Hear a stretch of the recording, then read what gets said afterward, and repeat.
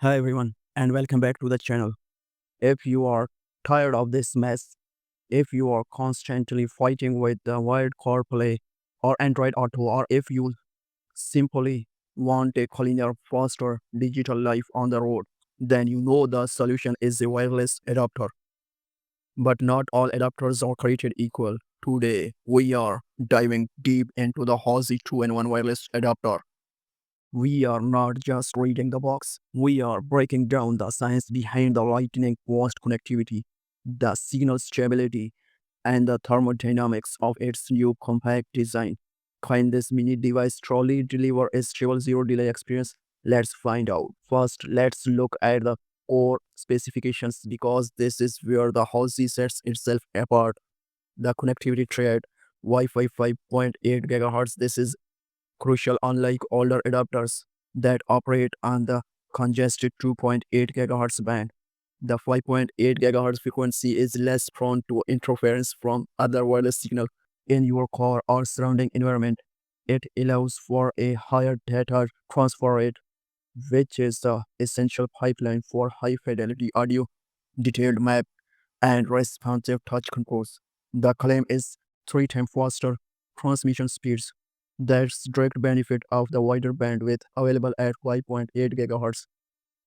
Bluetooth is the initial handshake. It handles the low power connection and the automatic pairing sequence. Version 5.3 is the latest standard offering better efficiency and more robust connection for that critical post connect. While the specific cheapest is not named, a modern processor is what handles the signal decoding, compression, and rapid transition from wired to wireless protocol. This is what enables the claimed 10-second fast connect and 3-second auto connect times. It's a processing power benchmark. Claims are one thing, real world performance is another. We ran two key tests, boot time and input lag.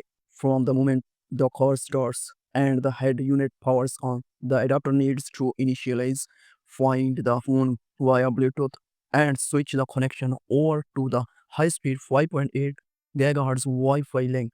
Our average test result across multiple stores 3.5 seconds to a fully loaded CarPlay or Android auto screen. That's essentially zero perceptible delay for daily use and confirms the efficiency of that Bluetooth 5.3 handshake. Latency is the enemy of a smooth experience.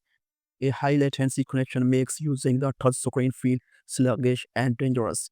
We are measuring the delta or the time difference between a tap on the infotainment screen or a scroll on the knob and the resulting action.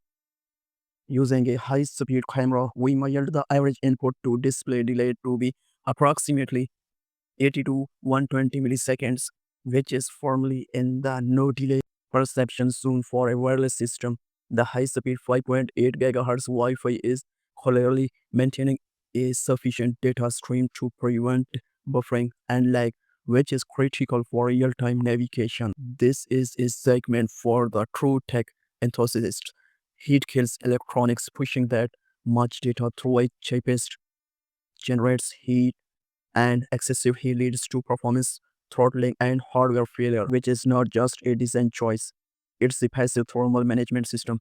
The metal acts as a heat sink, efficiently driving thermal energy away from the internal chipest and dissipating it into the air. We ran that up for a full 2 hour navigation and music streaming session, which is typically a peak stress scenario. Using a thermal probe, the exterior temperature stabilized at around 45 centigrade. This is a very safe operating temperature, well below the point where most chipsets begin the throttle performance.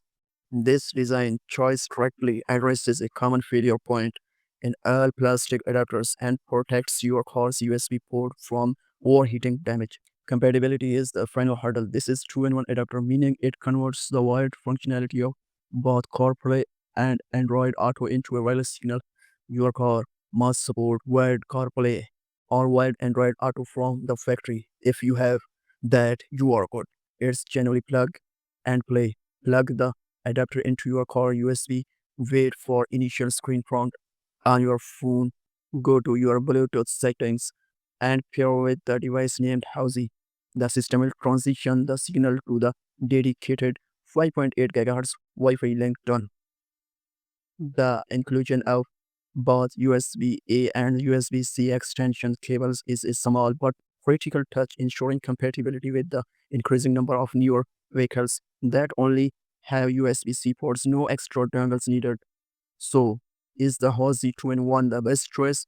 Based on our deep dive, the performance matrices hold up. The decision to use 5.8 GHz Wi-Fi and Bluetooth 5.3 is not just marketing, it's the core engineering reasoning for the speed and stability. The low latency performance makes the wireless experience feel nearly identical to a wired one, and the passive thermal management gives us confidence in its long-term durability.